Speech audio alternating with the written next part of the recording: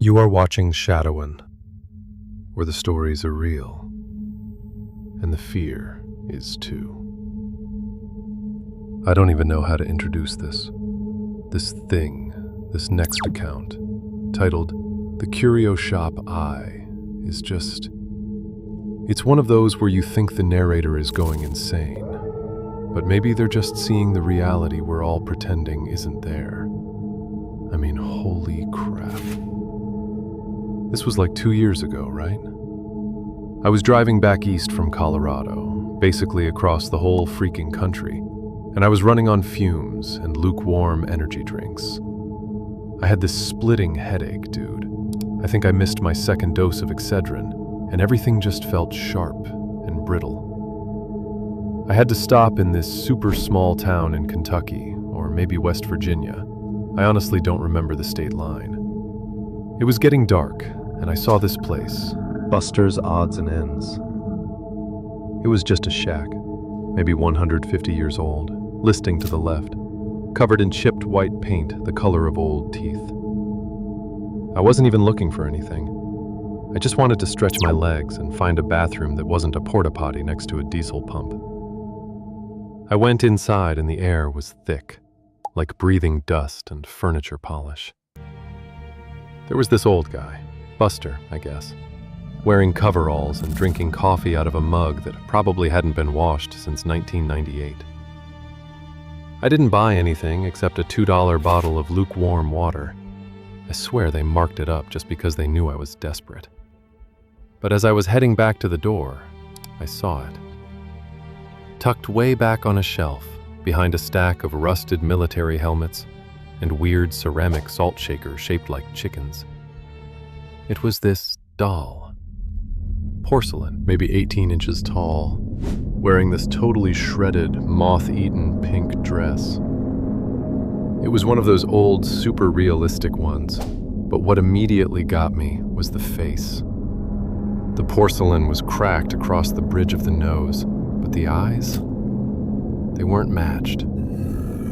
The right eye was a perfect, clear, bright blue, exactly how you see in pictures of antique dolls. But the left eye, it was dark. Not brown, not black. It was like wet asphalt, flat, no iris, just a solid, dull, heavy gray sphere. It looked unfinished, like someone gave up halfway through painting it. It gave me the absolute shivers, but my brain, exhausted and stupid, decided I needed it. I don't know why. I asked Buster about it, and he just grunted and said, $5, kid. Been sitting there since '82. Don't much care for it. $5. Fine. I paid him, wrapping the doll in one of my ratty sweatshirts because I didn't want the rough porcelain scratching up the plastic of the dash. I got back in my truck, finally got onto the highway again, and I set the doll upright on the passenger seat. I looked over at it maybe 5 minutes later when that absolutely awful Garth Brooks song came on the radio. The one about friends in low places. I hate that song. And I glanced at the doll and my stomach just dropped out. The right eye, the bright blue one, was perfectly centered, looking straight ahead at the windshield. But the left eye, the flat gray one, was tilted way down into the bottom corner of the socket. It was looking at the sweatshirt I had wrapped it in. I literally slammed on the brakes, like bam. Dude behind me honked and screamed, and I apologized profusely. But I couldn't stop looking at the doll. I reached out and tapped its face. It didn't move. The eye was still tilted down. Okay, I said out loud, my voice sounding rough and dry. Okay, that's just a manufacturing defect. The weight of the sphere shifted during the bumps in the road. Totally rational explanation. Totally acceptable. I nodded, took a deep breath, and drove on. For maybe the next 40 minutes, I didn't look at it. I was busy trying to find a decent country station and keeping my eyes on the road. I felt my headache starting to ease up, which was a relief. I was maybe 15 miles outside of Louisville when I reached for the bag of Cheetos I'd left on the floor. As I leaned over, I caught the doll in my peripheral vision. Both eyes were facing me, not the way you'd expect a fixed doll eye to face you, where it just looks forward and you happen to cross its field of view. No. The left gray eye, the one that had been tilted down, was now completely level, and both eyes were rotated far to their left, following the line of my chest and shoulder as I bent down. It was looking at me, not generally in my direction, at me. I froze. My hand stopped inches from the Cheetos bag. I couldn't breathe. I just slowly sat back up straight, keeping my head completely still, and stared at the doll. It stared back. And I realized something else. When I had bought it, the right eye had been perfect blue. The left had been the dull, dead gray. Now, they were both gray. Both that ugly, flat asphalt color. The blue was gone. I blinked. Maybe I was hallucinating from the lack of sleep and the caffeine crash. That had to be it. I rubbed my eyes hard, and when I looked again, the light from a passing truck made the eyes look shiny, almost wet. I pulled over immediately, slammed the truck into park on the shoulder. My hands were shaking so bad I almost dropped my phone trying to call my sister. She didn't answer. I reached out and touched the doll's face again. The porcelain felt cool, but underneath the collar of the ripped dress, near the neck, I felt something that wasn't porcelain. It felt like soft, dry skin, like a very, very old person's elbow. "No, no, no, no," I whispered. "This is a doll. It is ceramic. It cannot be soft."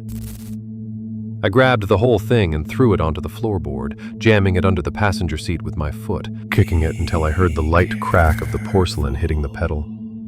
I didn't care if it shattered. I wanted it gone. I wanted it reduced to powder. I drove the rest of the night, straight through, not stopping for gas until the low fuel light had been on for 20 miles. I kept the radio turned up as loud as it would go, blasting static, anything to fill the silence, because I didn't want to hear that sound again. What sound? I didn't hear a sound, not really. But when I was driving, right before I kicked the doll, I thought I heard this dry, airy whisper coming from the passenger seat. It sounded like the word, "wait." I got home. I parked the truck, and haven't driven it since. It's sitting out in the driveway, locked. I still need to get the stupid title changed over, but I refuse to open that passenger door. I know that thing is down there, under the seat, probably shattered, hopefully just inert ceramic shards. But I keep seeing that flat gray eye, and I keep thinking about how the blue went away. I keep thinking about the fact that if I open the door, it might just be staring up at me from the shadows. And I don't want to know if that soft spot on the neck is still soft. I don't know what to say to that. The idea of the shifting pigmentation, like the doll was consuming the color, that is deeply disturbing. Just, let's move on. This next entry, Janice in the corner, was submitted anonymously, and honestly, this one hits a little too close to home because it's about that cheap, gross apartment life. So my roommate, Mike, dude was harmless, generally, maybe a little too into anime, and absolutely zero boundaries about leaving his dirty socks everywhere. But we managed. We lived in this depressing apartment building that smelled permanently of boiled cabbage and mold. The walls were painted that color of yellow that's halfway to institutional gray, and we kept having issues with mice, which Mike was useless at dealing with. Help me. This was last fall. Mike decided he needed a hobby. Specifically, he decided he needed to get into upcycling and prop making. Which is fine, except for the part where he spent like $300 on materials and built this thing he called Janice. Janice was a mannequin, not a store display mannequin. This thing was crudely fashioned out of PVC pipes, plaster of Paris, and old clothes that Mike had found in a Goodwill dumpster. It was life-sized, maybe 5 feet 7 inches, and it was horrifying. Mike tried to give it a face, a mix of wood putty and acrylic paint, but it ended up looking like a melted Halloween mask. Huge, vacant, painted-on blue eyes, a tiny slash for a mouth. Mike insisted Janice was art. I insisted Janice was what they buried in the walls in true crime documentaries. He kept Janice in our communal living room, right in the corner by the thermostat. She was wearing this nasty, brown, shapeless cardigan and some jeans that were permanently stained. "Dude, she's freaking me out," I told him the first time I saw her leaning there. I had a really bad head cold that week and just wanted peace and quiet. And every time I walked into the living room, Janice was just there. "Relax, man," Mike said, not even looking up from his laptop. "She just needs to dry. She's the focal point." The focal point of my imminent panic attack, maybe. The problem started subtle. Janice was built a little crooked. Her left arm was perpetually held out, like she was pointing at the bathroom door. She was also ridiculously top-heavy, so Mike had propped her against the corner using a cinder block wrapped in a blanket. A few days in, I came home from my shift. I worked at the gas station, freezing my butt off all night, and I saw Janice was not leaning on the cinder block. She was standing upright, perfectly straight, maybe a foot away from the corner. "Mike, did you move Janice?" I yelled, peeling off my parka. Mike came out of his room, wiping Cheeto dust off his face. "Nah, man, I was sleeping all afternoon. Why?" I pointed. "She's standing on her own." Mike looked at her. "Oh, cool. Maybe the plaster cured fully. See? Good craftsmanship." He went back to his room.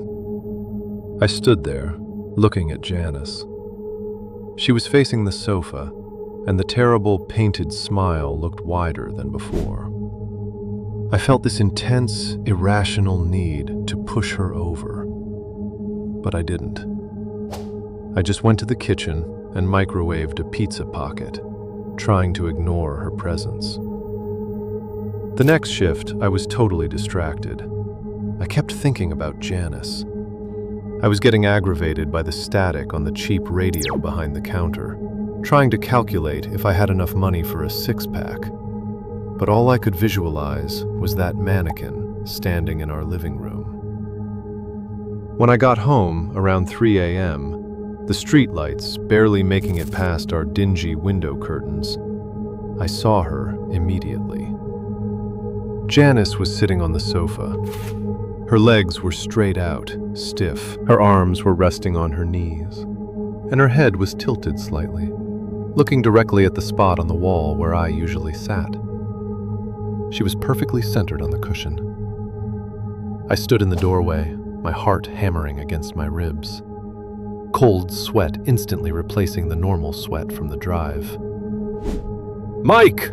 I roared. Mike came stumbling out, rubbing his eyes. "What the hell? It's 3 a.m. Did you put Janice on the couch?" Mike looked at the mannequin, squinting in the dim light.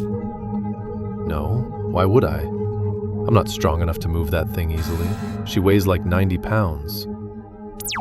But she's right there. She's sitting." Mike walked over and tapped Janice's shoulder. "Huh, that's weird. Maybe the cat?" "We don't have a cat." I reminded him of this. He just shrugged. "The plaster must be really weird, dude. Maybe it's expanding in the humidity or something." Relax. I'll put her back in the morning." And he went back to bed. I didn't sleep that night. I stayed in my room, staring at the crack in the wall above my dresser, listening for movement. The rest of the week was a nightmare of escalating paranoia. I started noticing small details Mike would miss. Janice's clothes seemed to shift. One morning, the cardigan was buttoned incorrectly. Another time, the jeans were rolled up at the ankle. It was always these minute, pointless changes, but they proved she was being moved. But Mike swore he wasn't doing it, and I knew I wasn't. Then things got deeply personal and weird. Mike was really into this specific brand of off-brand potato chips, the ones that come in a purple bag. He bought 4 bags on Tuesday. Wednesday morning, all 4 bags were ripped open and completely empty, piled next to Janice's feet. "Did you eat all my chips, dude?" Mike asked me, genuinely annoyed. "No, I hate those freaking chips. And anyway, that's like 5,000 calories. We argued about the chips. Mike was adamant that I was pulling a massive, expensive prank on him involving the total destruction of his favorite snack food. But I knew. Janice did it. A few days later, I was standing in the kitchen making coffee, still feeling sick, trying to ignore the way Janice seemed to be watching me from the living room doorway. She had moved again, this time blocking the passage almost entirely. Mike came in, looking gray. "Hey, where's my watch?" he asked. It was his cheap Casio digital watch. "How should I know? You left it on the kitchen counter yesterday." Mike searched everywhere. He started tearing his room apart. Finally, he gave up and sat down at the kitchen table, his head in his hands. That's when I saw it. Janice's left arm was not pointed at the bathroom anymore. It was resting alongside her body and wrapped loosely around her PVC wrist, right where a pulse should be, was Mike's Casio watch. It was displaying the correct time. "Mike," I whispered. "Look." He looked up, followed my gaze, and saw the watch. He went completely silent. He stood up, slowly, and walked over to Janice. He didn't touch her, didn't approach too closely. He just leaned in. And Janice smelled like Mike. Not his usual sweat and Cheeto smell, but his other smell. The smell of his cheap cologne, mixed with the faint scent of copper and the cigarettes he smoked sometimes when he was stressed. Mike looked at the mannequin, looked at me, and then he just started screaming. Not in fear, in rage.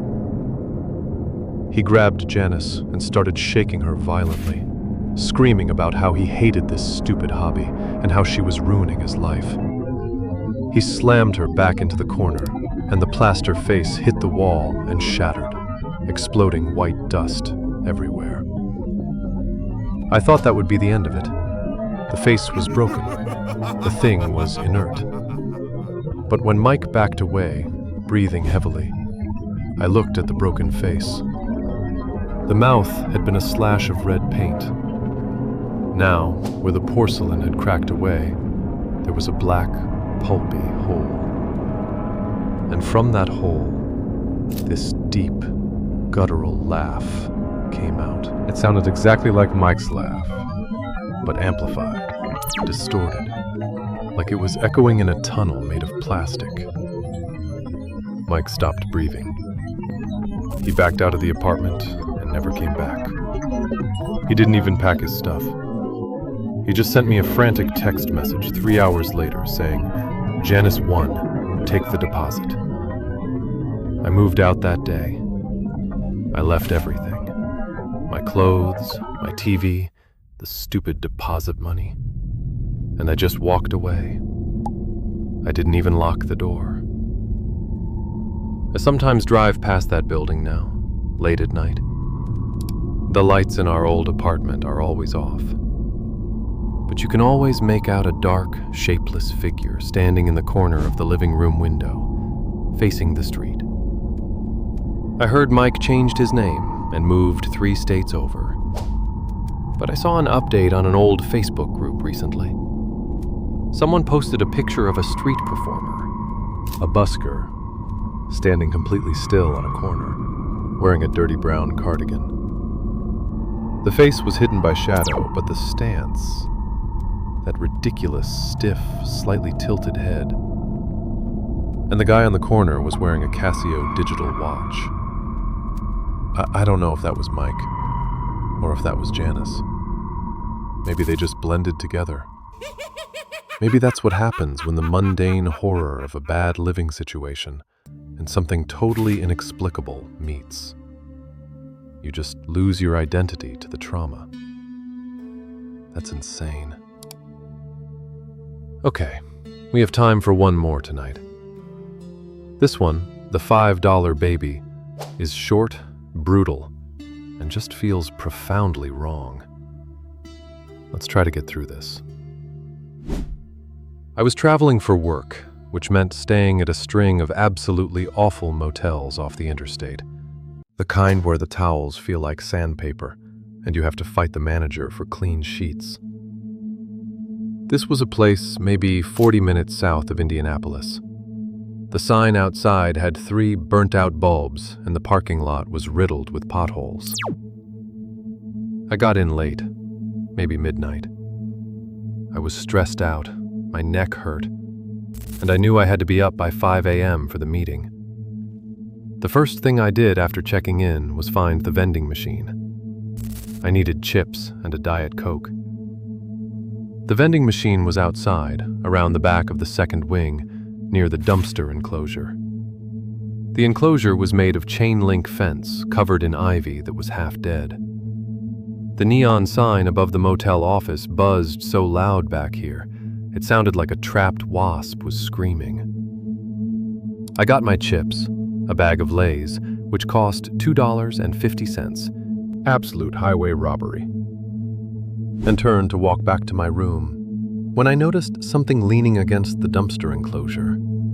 At first I thought it was just trash, maybe a pile of old linens, but as I got closer, I saw that it was a box, a cardboard box, soaking wet on the bottom, stained with something dark that I really didn't want to think about. And sticking out of the top of the box was something that looked like a human foot.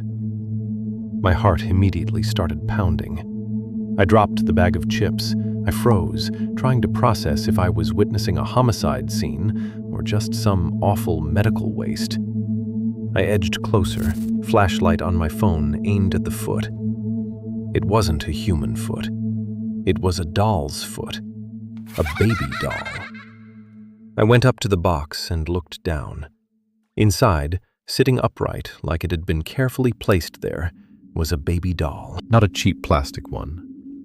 This was one of those highly realistic, expensive ones, the kind that are weighted to feel like a real infant, the kind with rooted hair and soft, almost translucent vinyl skin. It was wearing a dirty white sleeper that was completely stained.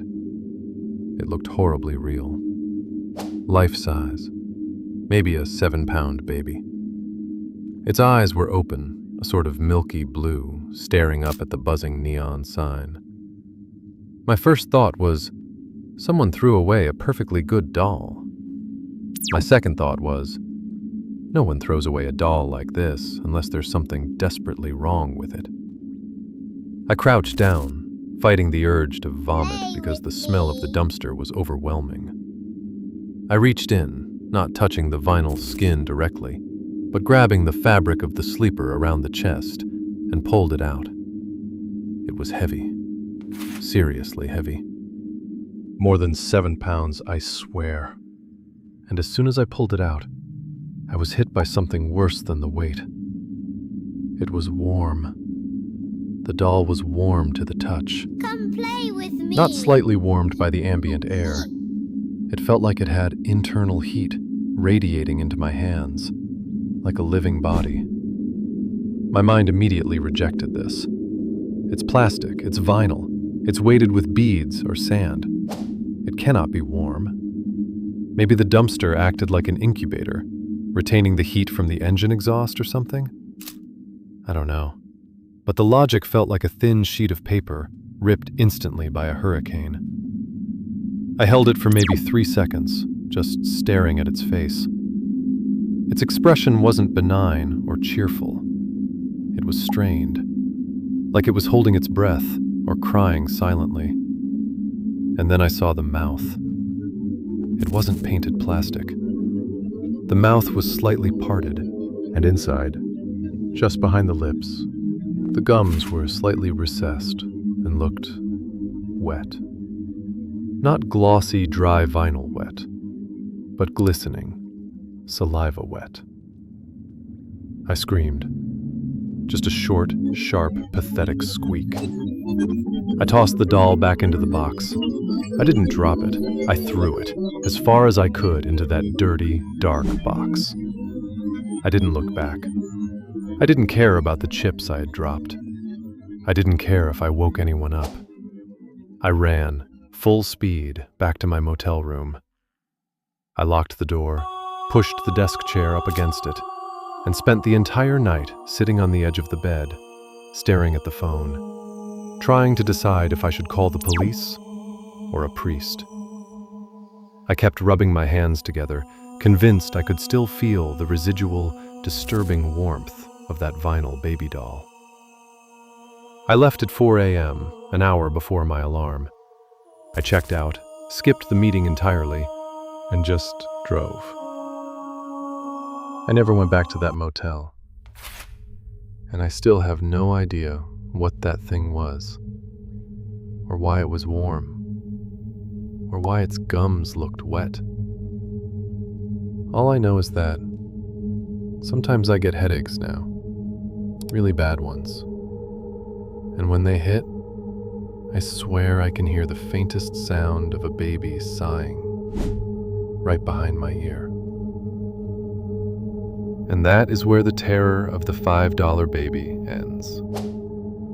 These 3 stories tonight were incredibly challenging, and honestly, they've left me completely unnerved. If you've been listening this long, thank you. And please, for more stories like these, make sure you subscribe to Shadowen.